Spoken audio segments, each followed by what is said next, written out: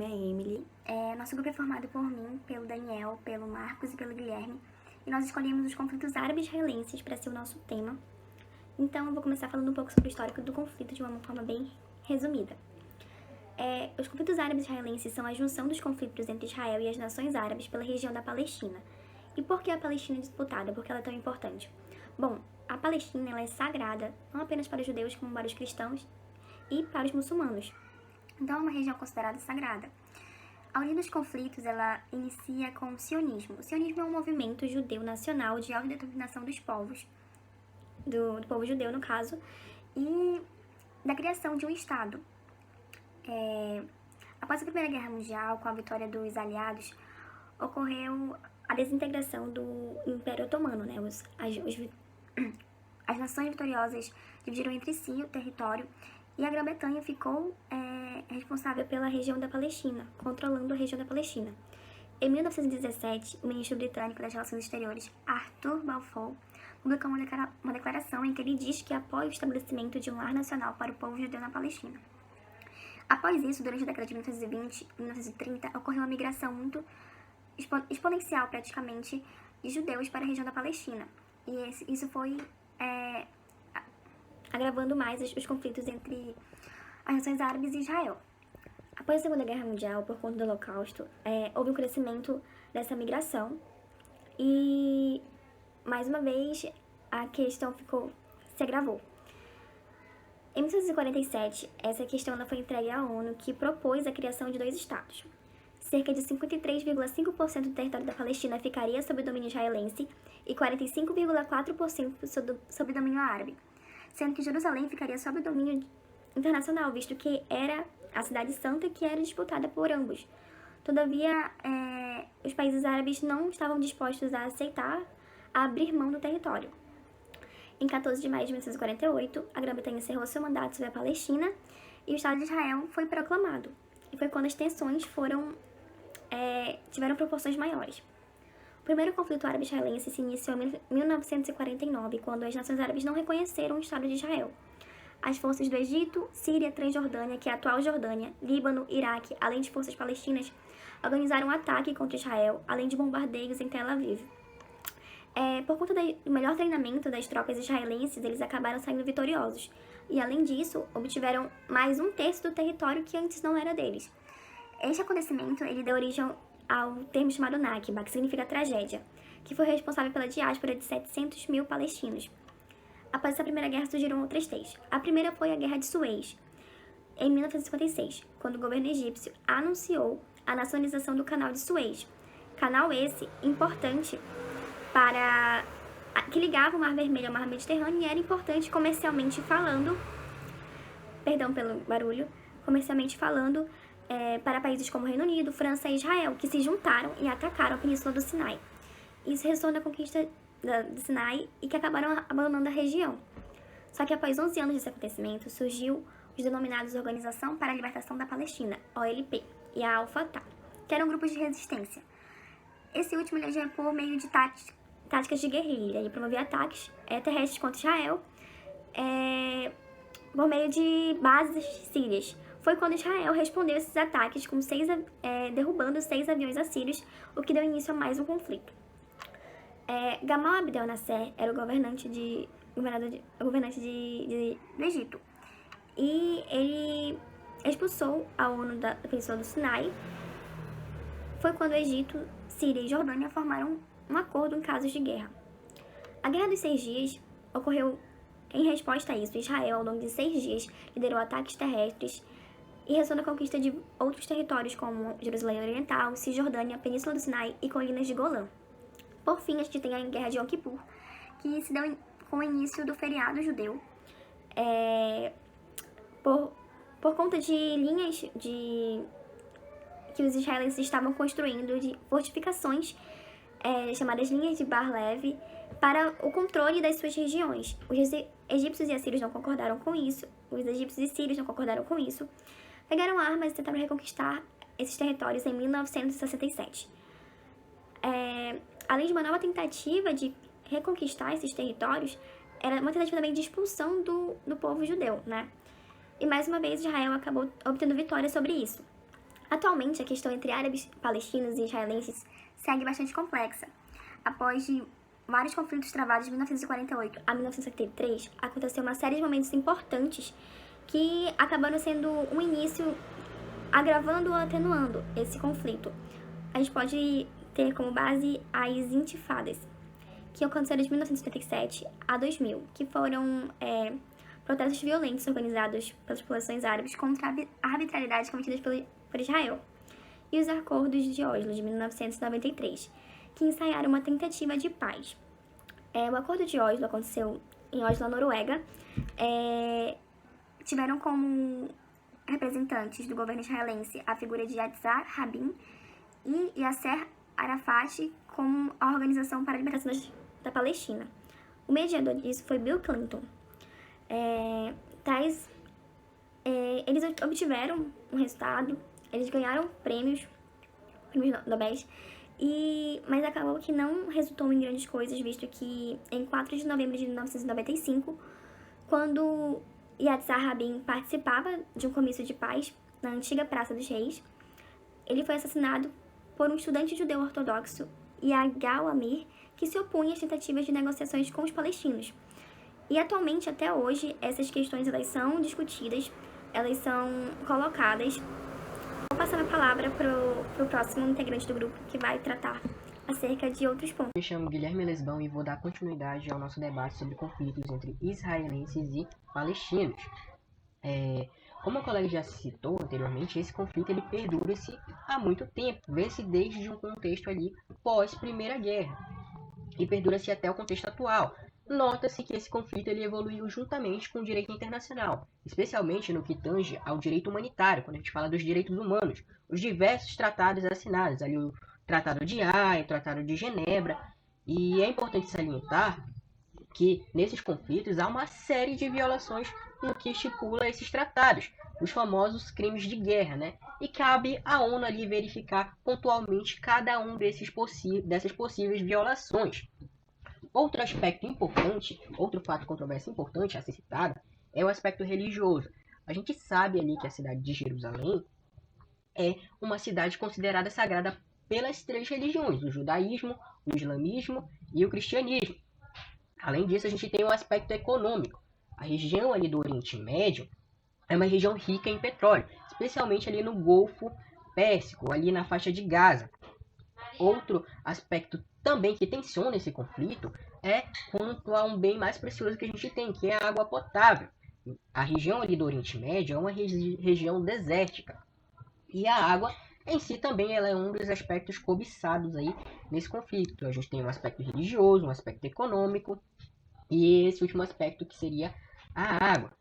Outro fato importante que a gente pode citar, que tensiona ainda mais esse conflito, é em relação aos assentamentos israelenses e as famosas intifadas, que é uma palavra árabe para levante. Mas o que são os assentamentos israelenses? São comunidades judaicas que foram constituídas em territórios palestinos durante a guerra ali de 1967, como a colega já citou anteriormente. E foram diversos movimentos que esses assentamentos geraram, tensionou ainda mais os conflitos. Foi nesse contexto que surgiu a OLP, que é a Organização da Libertação da Palestina, ali em 1964, no sentido de garantir os direitos dos palestinos.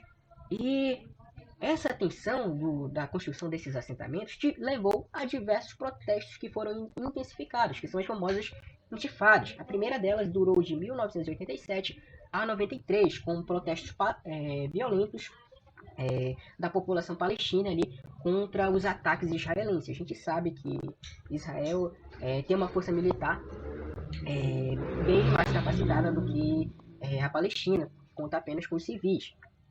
E esse conflito ele perdura-se vários anos. Tentou-se diversos acordos aqui, um que a gente pode citar, que a colega já citou, é o Acordo de Oslo, só que foi um fracasso, como a colega já citou. O que tensiona ainda mais esse conflito foi que em 2002 Israel decidiu ali construir muros de concreto na região da Cisjordânia, ou seja, intensificou ainda mais esse conflito, o que levou à segunda intifada, ou seja, a novos protestos violentos da população da Palestina em relação a Israel. E O que tensiona ainda mais no cenário atual foi que em 2017, nos Estados Unidos, o atual presidente da época, Donald Trump, reconheceu Jerusalém como capital de Israel, que para os palestinos era uma violação inquestionável dos direitos deles sobre aquela região. Mas por que Jerusalém é chave desse conflito? Porque Jerusalém, como já disse anteriormente, é uma cidade sagrada. Ela é considerada uma cidade sagrada pelas 3 religiões ali. A gente tem diversos templos importantes, como a Igreja do Santo Sepulcro para o cristianismo, a Mesquita Al-Aqsa para os muçulmanos, o Muro das Lamentações para o judaísmo, e por aí vai. Ou seja, Jerusalém é o ponto do estopim, porque tanto o palestino quanto os israelenses querem aquela região como a capital do seu estado, para Israel. Israel reconhece Jerusalém como capital do estado, apesar de não ser reconhecido internacionalmente, e a Palestina, que como uma futura capital do seu novo estado, de um estado palestino. E no contexto internacional, o que se busca para a resolução desse conflito, que o direito internacional ele visa para uma possível solução desse conflito, é que ela apoia a ideia de um Estado palestino e suspenda ali o que vem ocorrendo até hoje, que seria o bloqueio na faixa de Gaza, ou seja, o bloqueio econômico que eles imporam naquela região. Além de, claro, Israel remover ali os assentamentos que são considerados, ao ver internacional, ilegais, pois estão tirando o direito da autodeterminação daqueles povos palestinos daquela região. Outro aspecto importante para a resolução desse conflito no cenário internacional é que os grupos palestinos eles renunciem à violência e reconheçam o Estado de Israel. Então esses são alguns fatos que a gente pode citar que impulsionam esse conflito, que faz com que ele perdure. O colega mais à frente dará continuidade ao trabalho. Meu nome é Daniel Batista de Castro Júnior e eu vou dar continuidade ao assunto sobre o conflito árabe-israelense, falando sobre a intervenção de organismos internacionais. O primeiro conflito internacional que a gente pode dar como oficial mesmo sobre o conflito árabe-israelense, falamos que foi em 1947, através da Assembleia Geral, que decidiu a criação do Estado de Israel. Nele foram decididos por 33 votos a favor, 13 contra e 10 abstenções a criação do Estado de Israel, onde foi dividido em 53% do território para o povo judeu, 45% para o povo palestino, e a região de Jerusalém ficaria sob domínio internacional. Em 1948, oficialmente foi proclamado Estado de Israel, que foi o grande estopim para o conflito árabe-israelense. Diante da crescente violência no local e grande miséria, a Organização das Nações Unidas, a ONU, buscou auxiliar através de ajuda humanitária a população que era atingida e sofria com as consequências da guerra, através de seus órgãos como a Unicef, que é o Fundo Internacional de Emergência das Nações Unidas para a Infância, o PNUD, que é o Programa das Nações Unidas para o Desenvolvimento, o PMA, o Programa Mundial de Alimentos, e o UNFA, que é o Fundo da População das Nações. Além de buscar intervenções no lado humanitário, a ONU também buscou uma intervenção para cessar o conflito e intervenções de paz. Em 1967, ela apresentou uma manifestação contra assentamentos palestinos em terrenos de conflito. Também no mesmo ano, em 1967, o Conselho de Segurança expediu a resolução número 242, qual ela pediu a retirada de tropas armadas israelenses de zonas ocupadas nos recentes conflitos.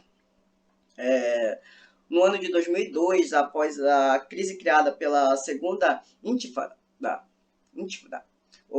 a ONU, junto com os Estados Unidos, a Rússia e a União Europeia, criou o chamado Quarteto Diplomático, que traçaram um mapa de paz com o objetivo de implantar a paz entre Israel e Jerusalém. Continuando o assunto, também em 2014, a Coordenadoria Especial das Nações Unidas para o Processo de Paz no Oriente Médio, desde o fim das hostilidades na faixa de Gaza, em 2014, negocia com Israel e com Palestina a reconstrução do local. Já tem mais de 100 mil famílias com materiais de construção e 9 mil postos de trabalho criados. Até os dias atuais, a ONU mantém recomendações de paz e não violência e resoluções diplomáticas para o conflito. Durante os últimos acontecimentos em 2017 Trump reconheceu Jerusalém como a capital de Israel, a ONU ela não foi junto com os Estados Unidos como sempre vai. Ela prefere que antes de declarar uma capital ou outra, tem que ser decidido através de um diálogo diplomático entre as duas nações e não uma decisão unilateral de um lado. Além da ONU, outros organismos também atuam na região de guerra, como o Save the Children e o Médicos Sem Fronteiras. Esses têm mais um caráter humanitário e de prestar ajudas a civis do que na resolução do conflito. E esse foi os organismos, as intervenções de organismos internacionais no conflito árabe-israelense. Meu nome é Marcos Paulo Braga e eu vou falar da resolução do conflito árabe-israelense. A resolução tem muito a ver com a resolução 242 de 1967, que se deu a partir depois da Guerra dos 6 Dias, na verdade depois do cessar-fogo da Guerra dos 6 Dias, e era uma resolução que buscava mediar o confronto de ideais entre o domínio de Israel, no que conquistou, e as forças árabes, principalmente o Egito na época. Teve bloqueio do canal de Suez, houve negociações fracassadas, inclusive com intermédio dos Estados Unidos e União Soviética, mas não estava dando certo. E isso porque Israel, tendo conquistado todo o território, que pegou o território do Egito, da Jordânia, e os Estados Árabes formaram uma aliança que pregava não a paz com Israel, não o reconhecimento de Israel, não as negociações com Israel, e insistia nos direitos para que o povo palestino tivesse o próprio Estado.